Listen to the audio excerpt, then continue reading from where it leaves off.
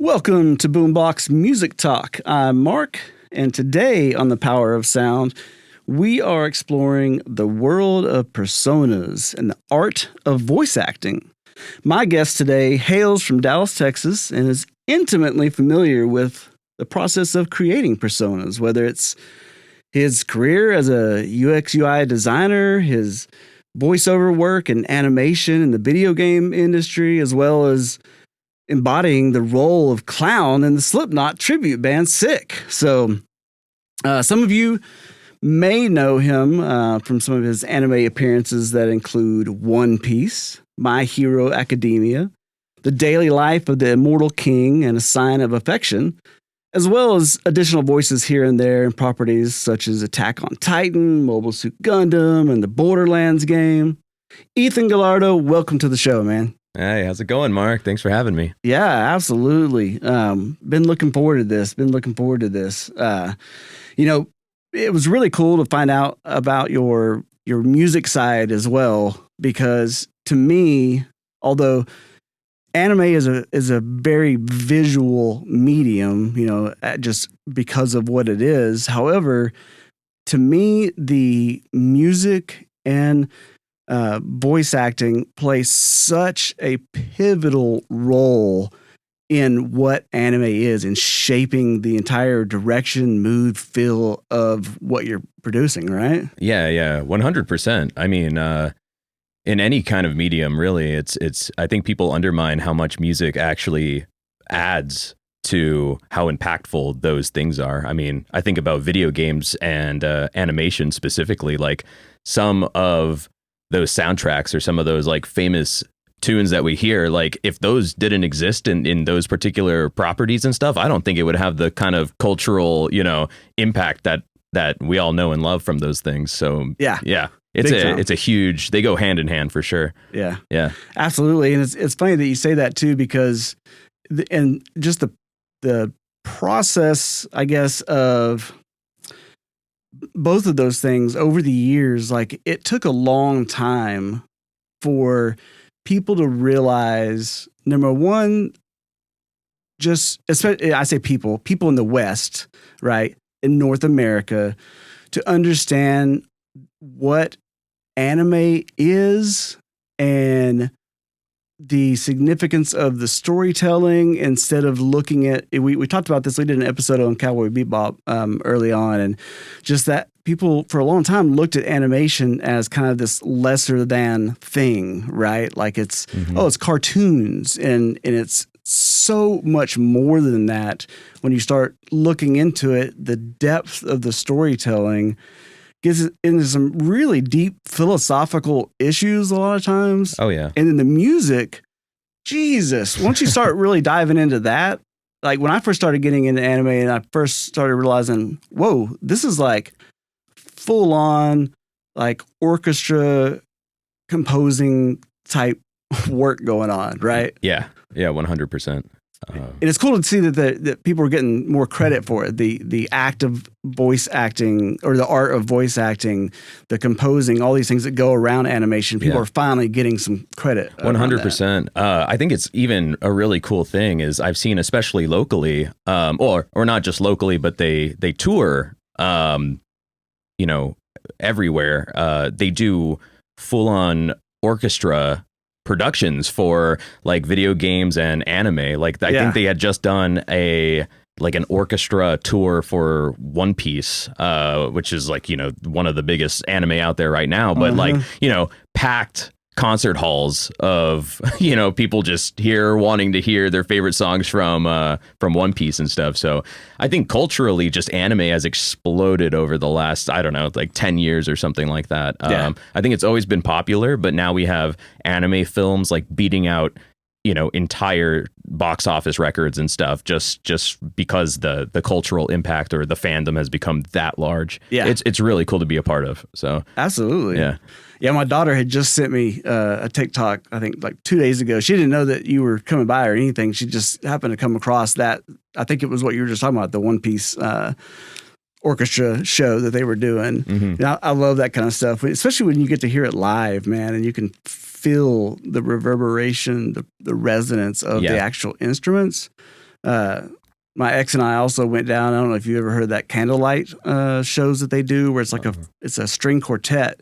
Well, there's several of them, but it's a Candlelight series they put on, and so they'll do different genres and different things. And one time we went to one where it's always just it's a quartet, but they did basically anime themes through the years of some of the more popular ones, and even just that, just even though it was a 4-piece, being able to hear some of that, live was freaking awesome. That's cool.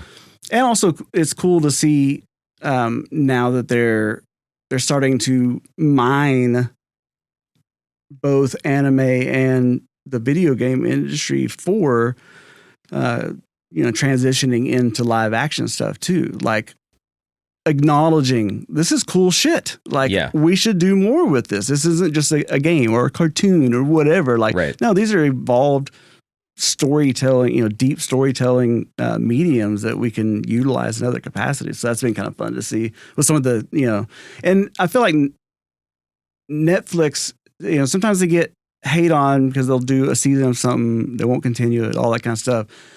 But you can't overlook the impact that they've had to, I mean, if you rewind it, even better than I do, like the companies like Funimation, Crunchyroll, played such a big part in just bringing anime to the States, right? Yeah. Oh, yeah, definitely. Just having that platform or, as a company being able to distribute anime to begin with, is such a cool thing. Because before, I mean, I don't think I know all the history, right? But I'd imagine if there wasn't a place to distribute anime here in the States, you would just have to deal with imports, right? Mm-hmm. You would have to do imported anime, and somebody would have to know how to translate it, how to subtitle it, and then if you wanted to go the dubbing route, like somebody, you need a medium to be able to do all of this stuff. Yeah, it didn't happen by accident. Yeah, exactly. So, I mean, you can even go back and look at, like the old school Power Rangers, right? It's like you had all of these, like,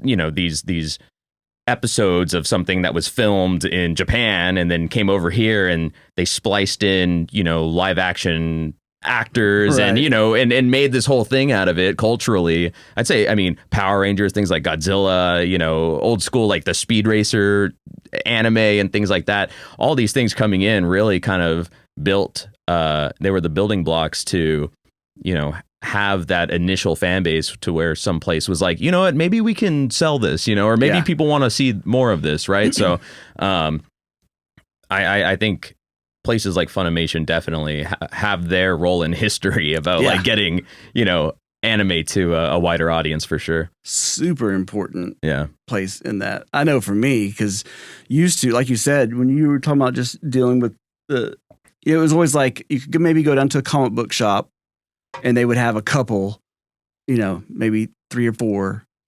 But even then it was like you got to pay like $30 for 3 episodes, maybe. Yeah. And maybe you don't even find, next time you might have to skip that and you get the next volume that's like 6, 7, and 8 and you miss the middle part. And it was a beating, expensive, just hard to find. So they really changed the game. The only reason I kind of mention Netflix in that way is because of the reach that they've had, right? Mm-hmm. Because I feel like they were the first ones that really had a huge base foundation to go, you know what, this is a important storytelling medium that we should tap into. And now they've started to do, all their own stuff too, and really cool stuff to see, things that are also now being produced from I guess the basis for it being homegrown in America versus always taking something that's already been produced in Japan or somewhere and translating it over, right? So it's kind of been cool to see it. Yeah. It's a different process, right? For sure, yeah. I think them not just... So the way that they've approached adaptation has been a really cool thing to see, especially like with the most recent one being like the One Piece adaptation. Mm-hmm. I think a lot of people were really scared to see this company try to faithfully, you know, tell the story of, you know, their favorite shows and stuff like that. But I think the consensus is that they really took a lot of love and care into making something, you know, for people to enjoy. And I think that's a cool thing. I think streaming in general has, you know, really propelled the popularity of some of these kind of shows out there, you know. Instead of, I remember when I was growing up and first getting into anime, having to go to like a Best Buy or I think the store was called Suncoast. They don't have it anymore, but you know, you'd have to buy individual volumes of DVD. That was DVDs in general. Right. TV and DVDs in general was, okay, I got my 15 individual DVDs to, you know, my favorite series. Now you can just watch it, you know? And so I think just accessibility and the adaptation also goes into accessibility, you know, the way that people can enjoy stories has really, really propelled the popularity of some of these shows and stuff. Yeah. Well, it's a chance to reverse engineer it then. Right. Exactly. You know? Like, because a lot of people, they don't even know, right? They're just like, here's this new, you know, whatever show, Cowboy Bebop or One Piece. So I'll check that out. Right. Oh, this was an anime before? Especially, what is that? You know? Shows like One Piece, you know, they're going on 1,000+ episodes. Knowing that, like, I mean, I'll say even for myself, I'm like, that's intimidating. You know, it's like, I'm never going to catch up to this or whatever, but being able to watch, say, the adaptation and know this arc is, you know, condensed into a couple of episodes, you know, it's a little less scary, right? Like maybe I want to take the plunge then. And then if I want to go back and read it or watch it or whatever, I can. But, you know, I think it's giving people options, you know, to get into these stories and stuff. Yeah, that's a great point. Yeah, totally. Yep. Because with one Piece having that many, it's daunting. Or and just for regular people, just even to look at something and say, you know, 26 episodes or whatever, you know, if they're not sure about the storytelling, it is easier to, you know, bite-sized chunks a little bit to kind of dig in, or something that they're a little more familiar with. But yeah, I you know, the longer I started thinking about putting this episode together, I really liked, you know, this idea of personas because of, you know, you kind of taking these three different paths of, you know, the music that you're doing now being kind of a larger than life, character driven band, the work that you do in animation and video games, by the nature of it, is you have to develop a persona for what that is. And then also from a design perspective, the work that you're doing there to kind of talk about the end person. But before we dive too far into that side of things, I wanted to rewind just a little bit on just your history yourself to learn a little bit more about your background. So I saw that you had graduated with a Bachelor of Science in Visualization. So where was your headspace then? Where were you thinking, or even before you went to college, like where were you thinking you wanted to go, the direction? Yeah. Okay. So before college, I was kind of convinced that my life would kind of have something to do with acting, just in general. I did a lot of theater in high school, and even going back to middle school, I had done theater. And outside of that, I had done improv at a very early stage of that. We had an improv troupe in 6th grade, which is awesome. That's crazy. Yeah, it was kind of a really early, I guess, exposure to that kind of you got to just think on your feet, right? Yeah. That's just how you do it. I would have loved that in 6th grade. I know. Yeah, no, it was crazy. And, doing shows for parents or whatever it was, I'm sure it wasn't great. I can't remember, but doing that and doing theater, doing short films, student films, and then eventually participating in things like film races and things like that. So what's a film race? So a film race is, so in my hometown, we had an organization called Cine El Sol, and we would do both 24-hour and 48-hour film races. So they would give us a theme. They would give us a couple of things that needed to be in the film. So kind of like a scavenger hunt, or you don't have to go looking for it, but they have to be in the film. Right. And depending on the particular race, it would be either 24 hours to do it. So write, film, edit, do everything, or 48 hours. And me and this is when you're in high school? Okay. This was me and a couple of other students from my theater group. They had kind of come together to be like, hey, we're all interested in acting and film. There was one student in particular, his name was Christian Blake, and he was like, I'm going to be a director when I grow up. You know, that's going to be my thing. So he was kind of, he took the lead in directing and stuff. And so we did a lot of films. But outside of the acting stuff, I was really enamored with animation. I grew up watching cartoons and animation and stuff like that. And I was like, I want to do that. Like I want to work for like Cartoon Network or Nickelodeon, and I want to be an animator. Right. And so that's what kind of prompted my interest to looking for, schools outside of that where I would go and kind of try to further that interest. Mm-hmm. And so that's how I got to A&M. Was they had the visualization program. At the time when I was looking, I wasn't aware of too many schools in Texas that were doing animation programs that weren't like trade schools or like, an art institute or something like that.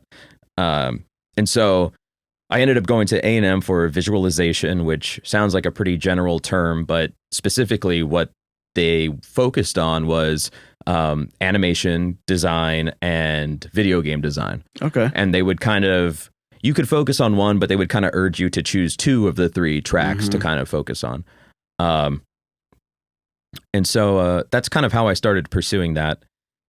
Ultimately, I didn't end up going down that rabbit hole but going down into, professional, industry animation. It's a very involved process. There's a lot of people involved. And, I was for the time, at least, just more interested in kind of indie animation, stuff that one person makes, and things like that. But it was kind of a happy accident in college that I was pursuing animation and I was doing these things, but being around so many other creative people and being around so many like student projects, student films and stuff like that, and starting to get involved online with like early YouTube or the Newgrounds community, finding out that people need like sound design. That's a really important thing that people need. And before I even started doing voiceover, it was like a weird moment. It didn't click at first where I was like, I can do acting with my voice. That was never a thing. I was a little dull when it came to this. Well, it wasn't, I mean, you wouldn't have even thought about it because that industry hadn't really taken off as much here to even know to think about going down. Yeah, I wasn't thinking about that at all. What I was thinking about was for like myself and my friends, all of our student films and student projects that we were working on, we were limited to royalty-free, music and sound effects and stuff like that. So initially, I kind of started, getting more into sound design. Like, so I was doing like Foley. I was doing like, a little soundscapes and stuff. Cause I've been into music for a really long time too, like making my own music and kind of just doing like experimental type projects. Music's been a massive part of my life for like as long as I can remember. And so I was really interested in things like that. And so it kind of just dawned on me one day that like once my friends were doing less kind of just general animation work and they were doing more character work where, they'd have to animate a rig for like a face and make them say something. They kind of knew me as like the sound editing guy or the guy who does like that kind of stuff. And they're like, hey, can you do this or can you do whatever? And it was all over from there. I was just like, oh my gosh, I can do all of this stuff. Yes, like, I can. Yeah. It was also just like a totally crazy accident, I guess, is that like I found out that where we had all of our classes, it was on the 3rd floor of that building. On the 4th floor was like graduate students only. And I was friends with a couple of the grad students because they were doing like theses and films for their stuff. Yeah. And they knew me as like, oh, you did film acting in your hometown, right? Okay, so can you be in our film? So I was doing film stuff for the grad students and they were like, oh, you're doing like sound stuff and whatever. We have a recording booth in the 4th floor, right? And I was like, isn't that for grad students? And they're like, well, we can, we'll let you up there or whatever. And I became friends with the guy who kind of ran all the equipment. His name was Glenn Vigus, and he was a really nice guy. And he was like, nobody uses the sound booth. Like, even if you're undergrad, if you want to schedule something, just let me know and we can get you set up and stuff. That's awesome. So I had full access to this professional sound booth in my undergrad, and that's where I went to do, all of the student voiceover work that I, was doing with my friends. And that's where I went to go do all of the early, indie animation voiceover that I got started in. And at the time I was doing, like I said, I was doing a lot of experimental music and song stuff. I was recording all of my stuff up there. And oh, that's awesome. It was all just, it all just kind of like fell into place that way, where I was just, I started realizing that I was like, there's kind of a path here, or a passion rather here for me to kind of explore. So that's when it really just kind of opened up to where I was like, that's when I started actively looking online for, does anybody need, help on their project or anything like that. So that opened that door for me. Yeah. While I was pursuing everything else in like design and animation and stuff. Right. Yeah. No, that makes perfect sense, because I was curious kind of, where those dots were connected and where the music side came in as well. It's so funny that you say that, because I feel like the experimental part, because that was me a lot too, like growing up, because I had 3 older brothers, all musicians. And by the time I came along, a lot of the stuff that I was writing was atypical kind of stuff. Like I was just so interested in just trying to do something that was unique and different. Yeah. And, so when my brothers are, writing, traditional songwriting, my oldest brother is going to the Guitar Institute of Technology out in California and is very like, understands, theory and doing all those things. And he would look at me like, why are you doing that? I'm like, because it sounds cool. Like I'm over there, just playing with sound effects on top of songs and, blowing bubbles into water. So it sounds like there's some kind of cauldron and just weird stuff to try to manipulate sound. Well, 100%. What can I do? What can I do? I don't know. Let's try it. That's, I love that kind of stuff. And that's really what my whole thing was with, and this is kind of like, off topic, I guess, but like, I really got into when I first found out about like how vast music was. Yeah, right. I kind of just like went crazy on like just trying to figure out or listen to as many different things as possible. Yeah. And I really wanted to make my own stuff. And I don't remember exactly how, but I got really, this was back when it was like MySpace bands, people were uploading their music to MySpace, and it was really easy to kind of just click through a couple of different artists and like make connections with these like really weird, indie artists and stuff like that. But I got really into kind of like glitchy, noisy kind of, music. And the kind of stuff that I was doing was I didn't have a ton of access to instruments, but at that time, like MIDI was pretty widely available in GarageBand and stuff like that. Right. So like my whole thing was like taking MIDI drum tracks and being like, okay, these are all, notes for a drum. But what happens if I take a drum track and I transpose it into instrument tracks? Right. And so, That's awesome. Everything is like lined up, or they snap to the same locations because they're drums. Drums are very like, rhythmically they have to be on point, right? Because they carry the whole tempo and the rhythm and stuff like that, or tempo. But what happens when a guitar is playing the same, notes or whatever? What does that sound like? And that was kind of, and also like synths or like whatever, Oh, yeah. And it would come up with some pretty wacky stuff, and I would do like these weird vocals on top of it and stuff. And but I made a lot of really cool connections doing that and did a couple of shows like locally and stuff like that. I did like a battle of the bands at my college, and everybody was like, "What is this? Like this? I don't know how I got accepted in Ross that." Geller on Friends, he's doing the So I definitely weirded some people out, but I loved that kind of thing. I loved making people, raise an eyebrow or feel like a little uncomfortable or whatever. Like I was just like, yeah, cool. Made you feel something, right? Like so. That's awesome because, and then if you fast forward, that's what you get. You get all these, especially in the early, probably maybe around 2010, when you start getting this explosion of genres of dubstep and glitch hop and all these things. Skrillex came out with that first one. Oh yeah. That was the first. He was the first person. I've told the story on the podcast before, but I'm at the lake with my friend Jasmine.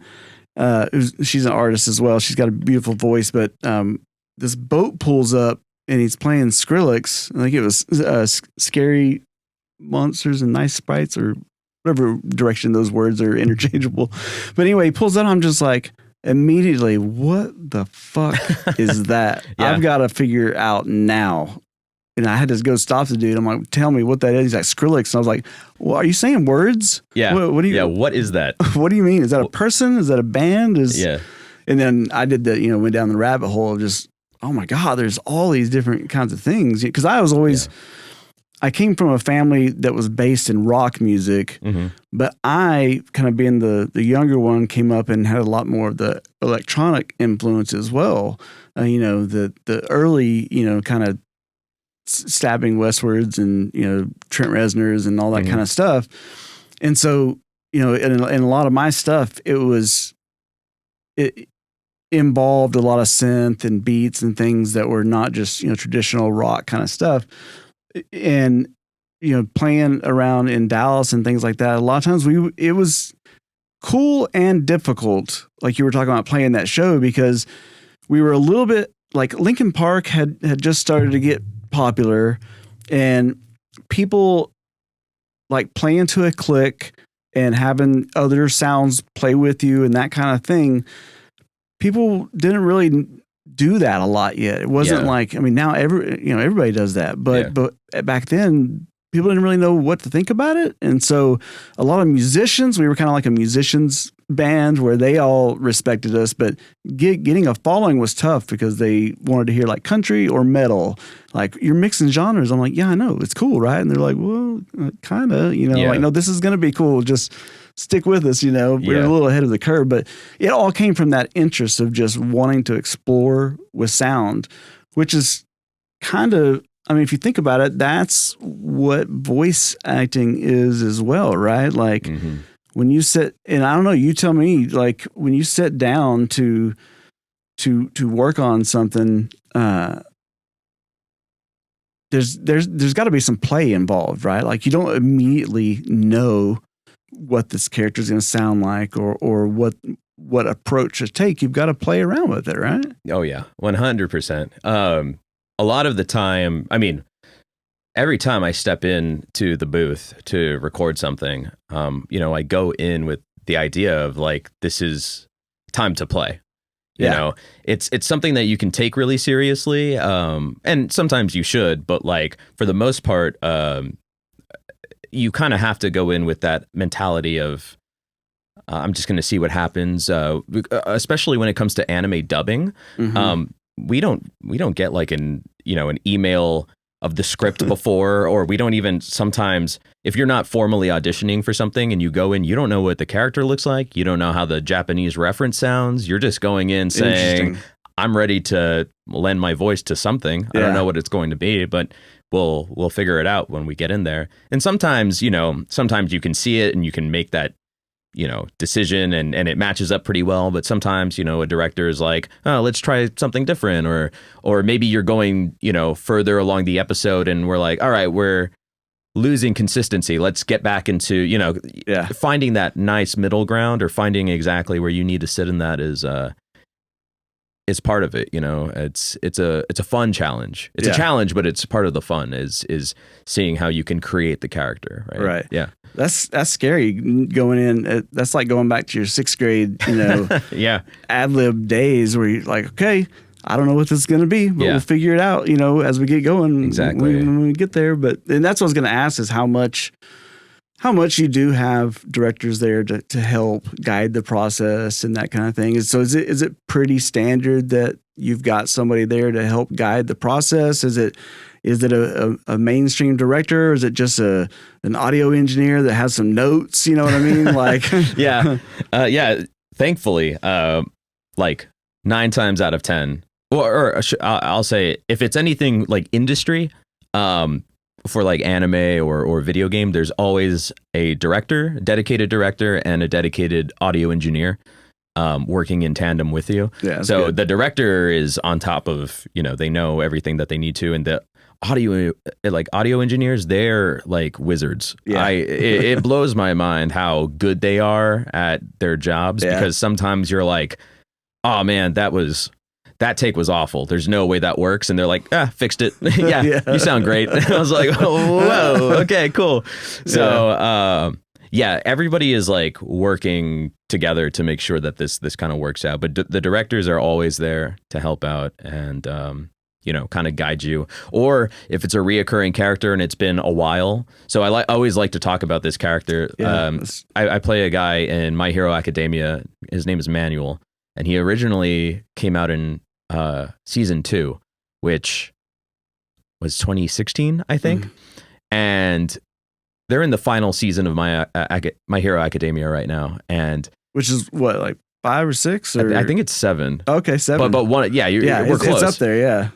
And after like 6 years or something, like trying to find the voice again. Yeah, he randomly came out. He was like, all of a sudden in all of these episodes, and the director will go into their database and pull. He's like, here's a reference of the character just in case you forgot, because you're working, you're doing stuff. I mean, I don't have every voice in my head, and I'm not going back and rewatching my work and stuff. So it helps that they're like, oh yeah, we got you covered. Like, we'll make sure that we have the bases covered for you. This is what you sounded like. So now we can, make sure we knock this out and stuff like that. But it's also like cool to see that. It's like, you never know, unless your character is dead. Even then, who's to say they won't come back? I don't know, it's one of those things. Anime, man, it's just like anything can happen. And sometimes, your character comes back after 7 years or whatever. So you get a call. Yeah. Well, and you mentioned something interesting too. I wanted to touch on is the dubbing process. Just for people that are listening that may not take in a lot of anime or know that whole process, right? You've got, and we referenced it a little bit earlier with the Netflix thing, but you've got a huge percentage of it, right, that's being created with, original Japanese casts. And so by the time it comes to you, it's a completed product that you're now having to put an American spin on, which adds to the complication a little bit, because you're not only trying to create this persona, but you're trying to create a persona to fit it into a finite amount of time for each line, depending on how the original person did it and how they animated it to that, right? Mm-hmm. So I don't know, how is that? I don't know if you've ever been able to work on any projects that started where you got to do the fresh track or not. Has it all been on the dub side? No, there've been a couple of projects where it's just the original. It's mostly for more indie animation, I guess, but or video game is like that too. Yeah, that's true. But no, that's completely right. The dubbing side is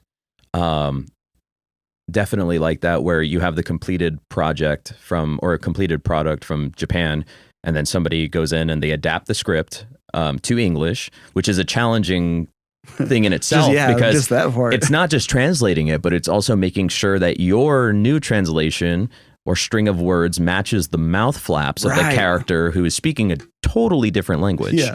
You know, doing that. And then on top of that, adapting it in a way that some shows in Japan, like some references or you know, expressions and stuff, they only make sense in Japanese, right? Yeah, you know, or jokes or whatever, and it's like, how do you make it fit, right?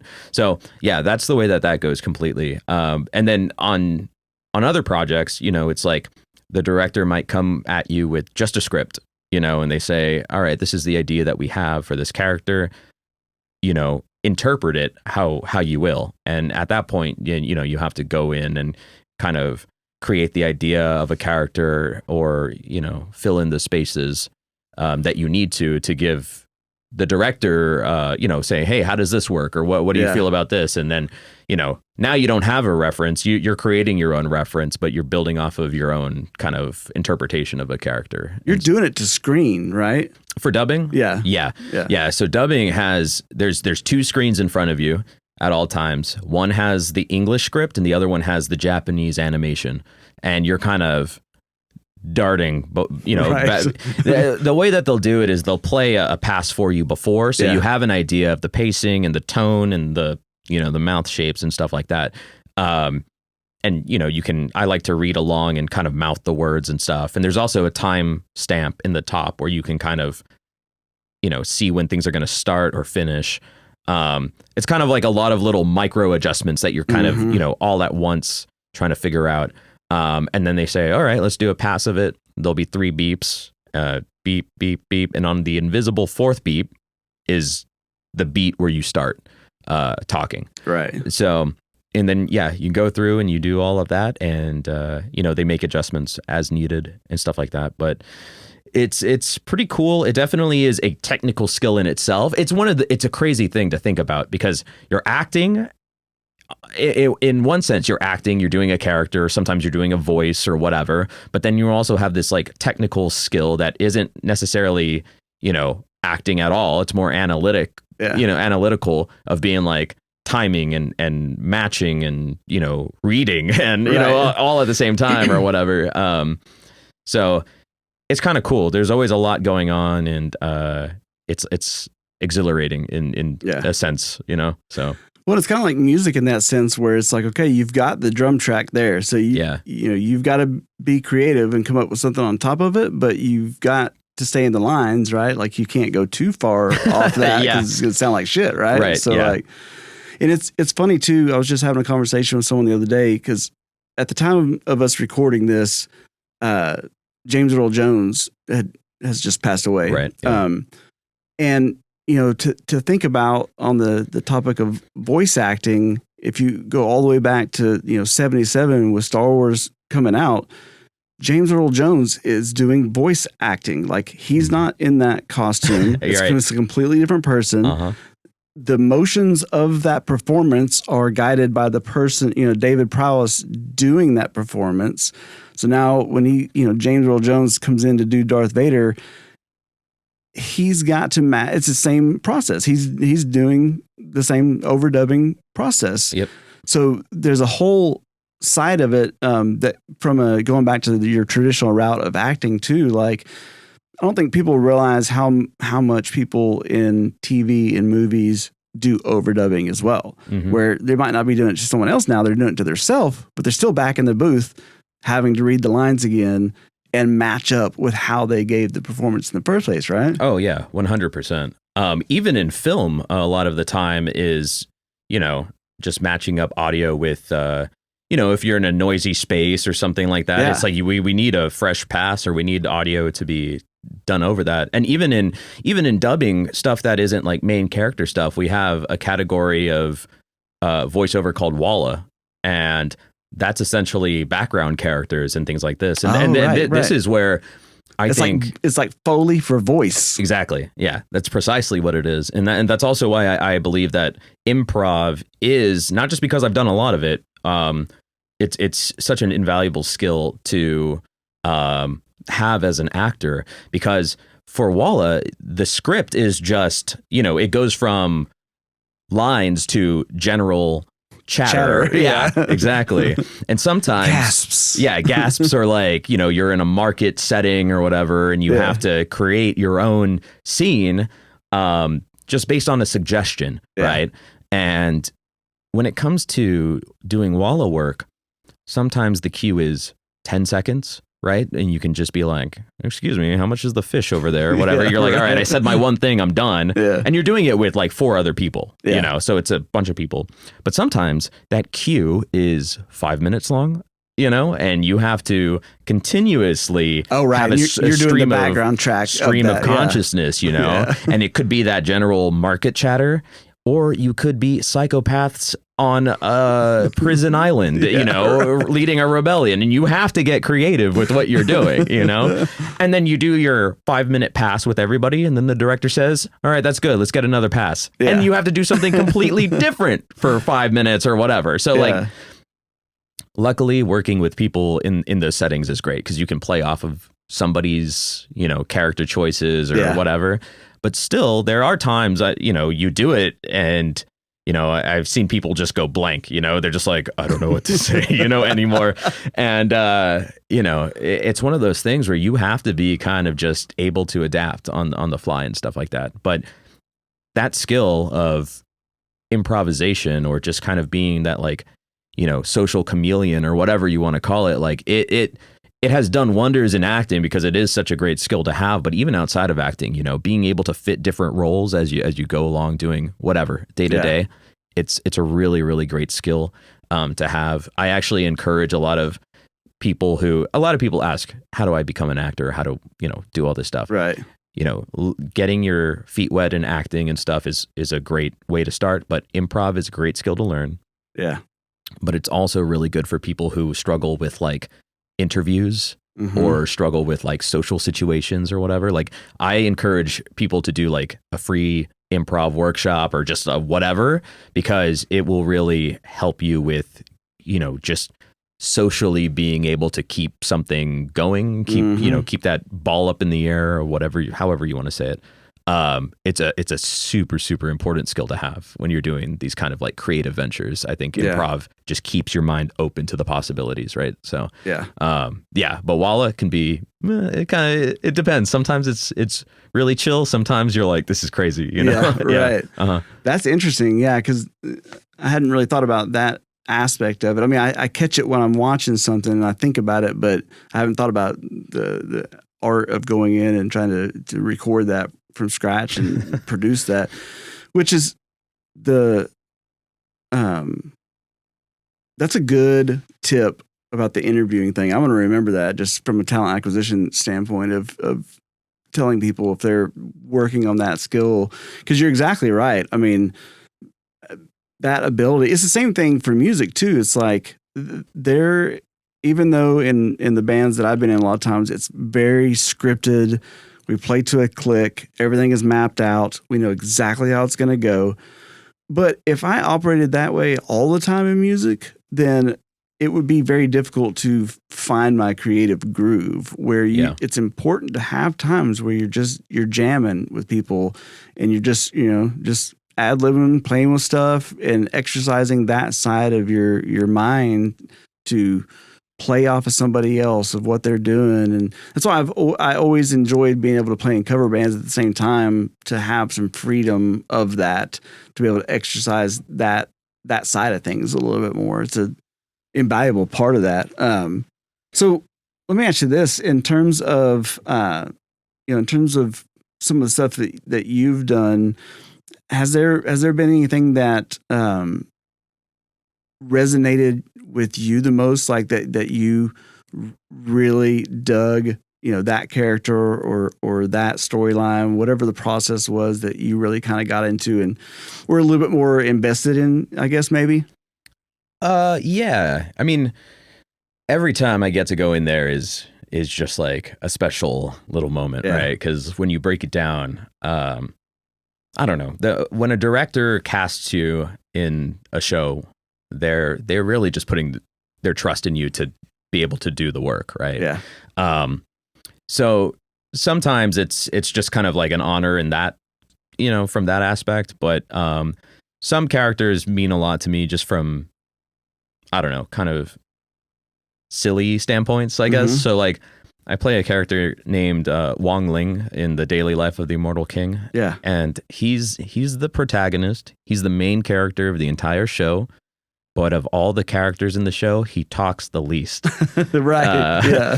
He's basically God in this universe, and he's just so he's kind of just a melancholy, like nonchalant kind of, I guess.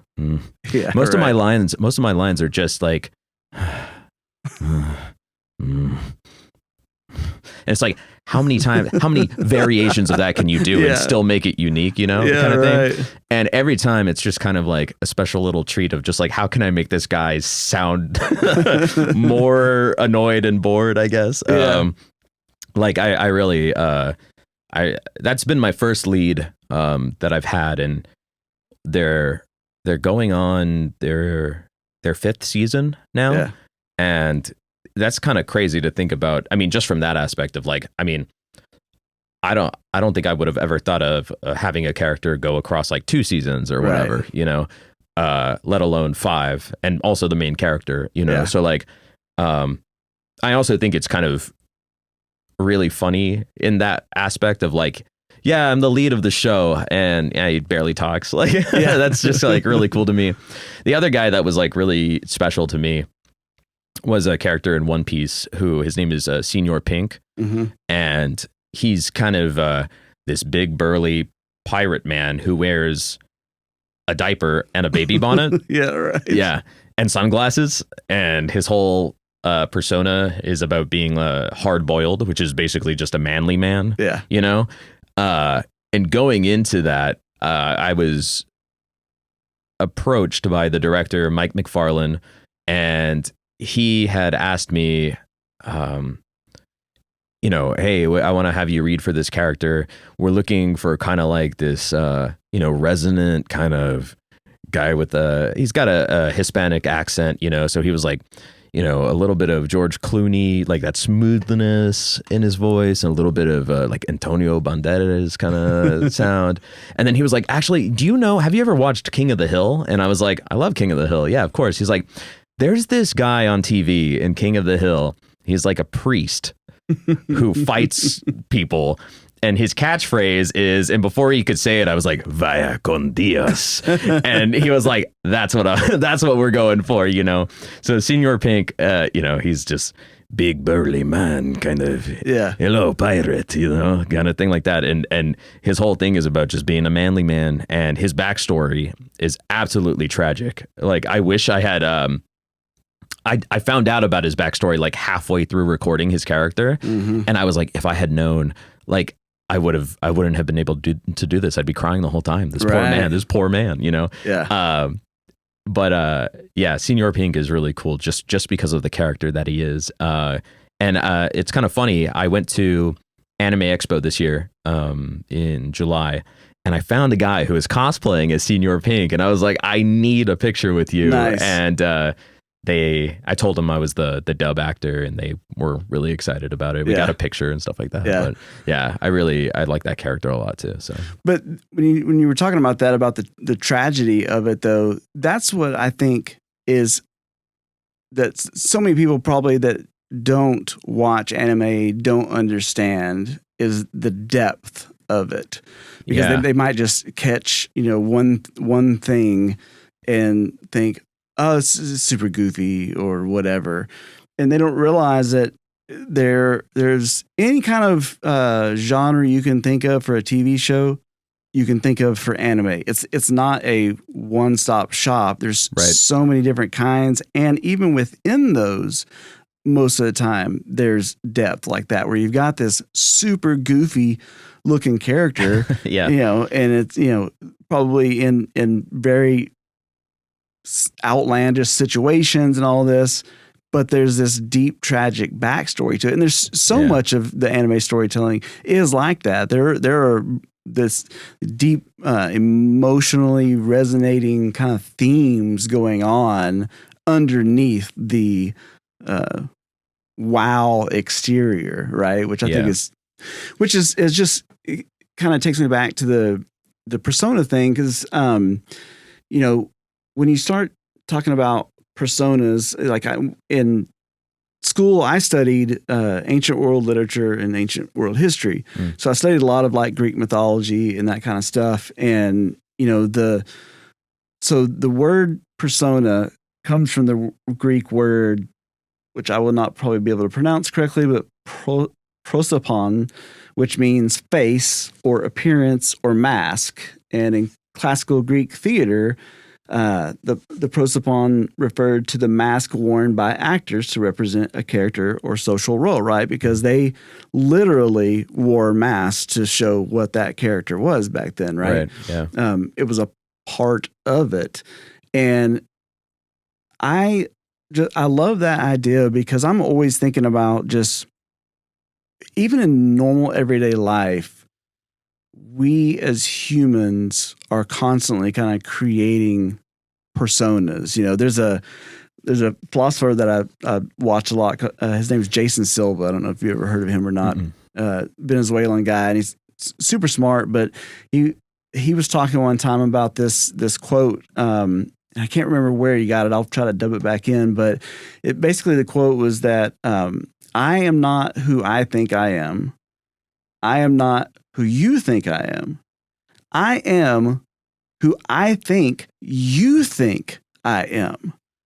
And it's that whole kind of like, does art create life, or art imitate life, or life imitate art kind of thing? There's a feedback loop constantly going on just in our daily lives about, what setting I'm in, who am I around.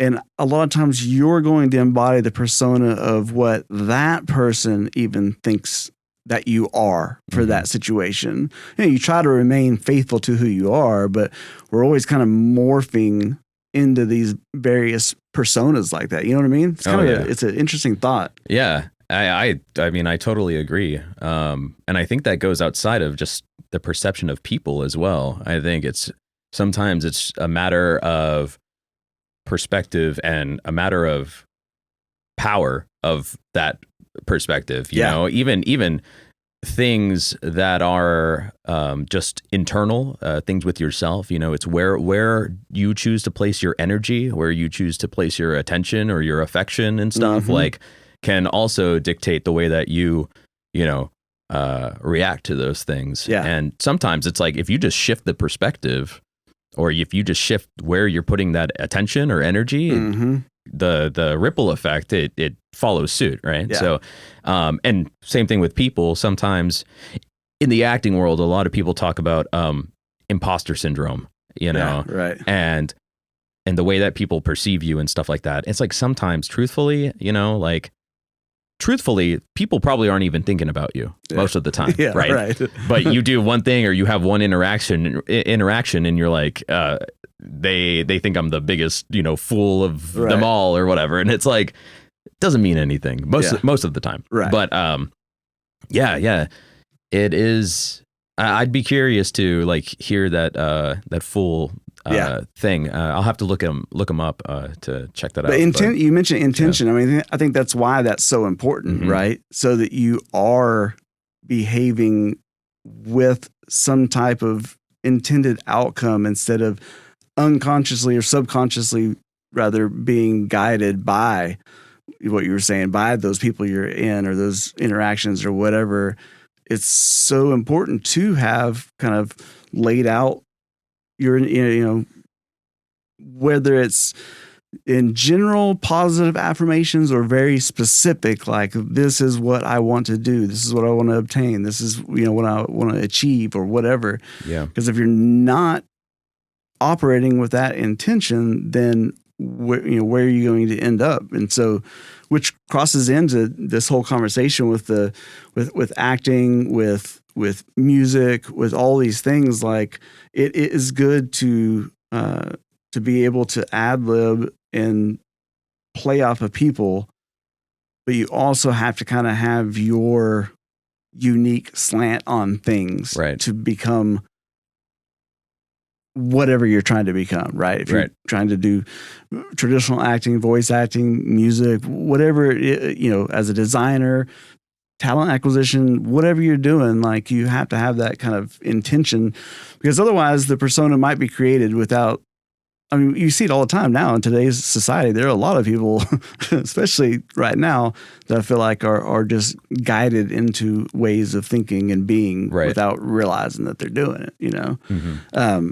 But I don't know. I just thought that idea of it kind of crossing those three boundaries of the anime, games, and music, and even with, you know, the band that you're in, Sick, the Slipknot tribute band. We were talking off air when you first got here, and you were talking a little bit about having the role in the band of having to do a lot of design, flyers, promo, all these kinds of things. And I thought that was so cool because, you know, the person that you're playing in this project is the persona Clown. And when I was looking up his kind of history, he is one of the people that plays a very pivotal role in their media production, music videos. I don't know. Did you know that? I didn't know that about him. He's a very artsy kind of guy. Yeah. Well, I mean, this is perfect. I had learned about that like later on too, you know, like going into it wasn't, you know, I didn't join the band because I'm the biggest Slipknot fan in the world. Right. I did it because I love music, and it's a challenge. It's a role. It's performance, right? So I welcome that challenge, right? But learning more about it, Sean Cran, the Clown, he's a very artistic dude. He, you know, does a lot of painting, does a lot of media, a lot of experimental stuff, and I thought it was a kind of an interesting parallel that I also like doing that kind of stuff. I like, if I can help it, I like making my own masks in the group. Nice. And I like, you know, doing just creative stuff. I need that kind of stuff. And I feel like it's just a personality type that maybe we both share, but like, what a crazy coincidence, you know? It's awesome. So, definitely. So how did that come about? Did you already know them? Were they just put out a call for people when they're forming it? I mean, how did that come about? Yeah. So, the guy who formed the band, I had already known him, but how I had met him was right before the pandemic. He was looking for people to be in a System of a Down tribute band, and I love System of a Down, so that was actually like a formal audition where I as the front man. So I was like, I'm gonna record. That's an undertaking. Yeah, it was. I mean, I loved singing the stuff, but like once we got going, it was a lot, you know. So I had done some. He's a diverse dude. Very, very diverse. Yeah. And, I did, you know, I eventually, after submitting some recordings, and, you know, they were like, we're interested in you doing the thing, and doing a bunch of practices and a couple of shows. You know, that's what I was doing before. So that's how I had met them. And like you said, it was a huge challenge, not just doing the role or singing the songs, but also that was my first introduction into like a formal, like professional band setting, you know? So, you know, we were doing shows where we were doing, you know, hour 40 sets, kind of things like that with the in-ears and the click tracks and the everything. Brand new, completely new to me. A lot to take off. You go from garage bands to, you know, this kind of thing. And then also trying to juggle the voiceover and everything else. And, you know, it was a lot. So I eventually was like, I think I need to take a step back or step down from this. And it wasn't difficult to find a new vocalist, and he's amazing at what he does and stuff. But the guy who was in that band, maybe like a year or two later, and we were in talks of other bands too, like for a little while before Slipknot, he wanted to get a Doors tribute going, and he wanted me to do Jim, and I was like, that sounds amazing. Yeah, that'd be a fun one. Yeah, it would be fun. But before definitely less taxing than Surge. Yeah, for sure. Yeah, definitely. Minus the leather pants, you know, but and then he was like, hey, doing Slipknot thing. We have these roles filled. There's 9 members in Slipknot. We have these roles filled. Do any of these interest you, or are you interested? And some I was like, I just can't do, like, you know, Sid does DJing. I don't have any DJ equipment, you know, I just, But I was like, you know what I can do? I can smash a keg with a baseball bat. You know, I can do that. I'm really good at that. I'm really good at that. And the role of the clown just kind of called to me. So this is a bit of a like personal thing, or a bit of history, I guess. Is my grandparents were actually professional clowns. Oh, they did clowning and they were magicians. That's and awesome. They would do like events. They would dress up as like the Easter Bunny or the Santa Claus. They were did all that stuff. So I'm kind of fond of clowns. People are either terrified or they love them, and I love clowns because of that. And so, wow.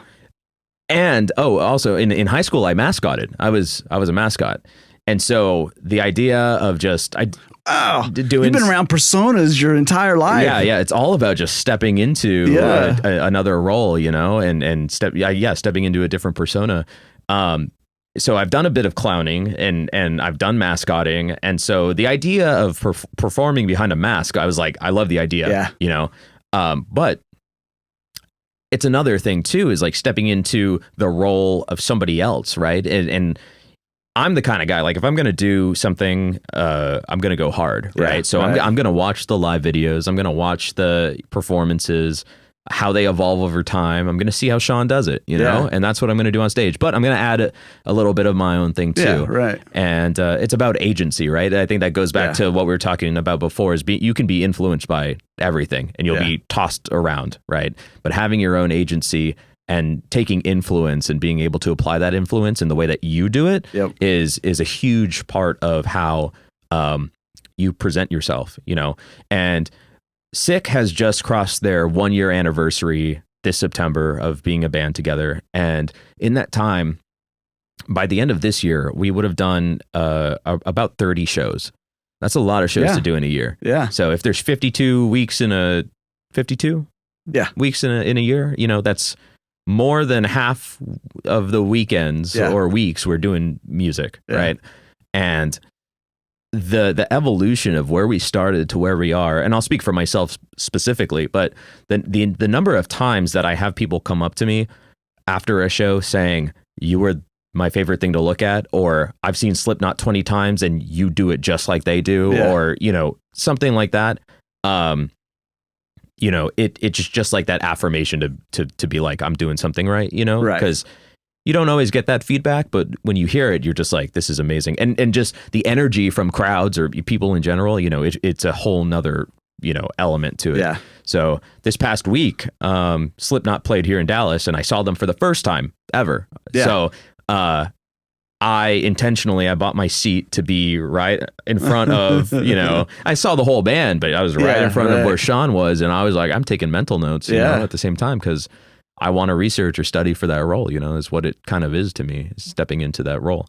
But it's been kind of a cool, crazy, like liberating kind of experience, is to be, how creative can I be on this stage? Like, I have to play to a click and I play all my drum parts and stuff, but like, what am I doing when I'm not actively playing? Yeah, right. Am I interacting with the crowd? Am I acting like I'm going crazy on stage? Am I doing a little dance? Am I whatever, You got to do your Walla 5 minutes in the background. Exactly. Yeah, exactly. How much is the fish? Whatever they say.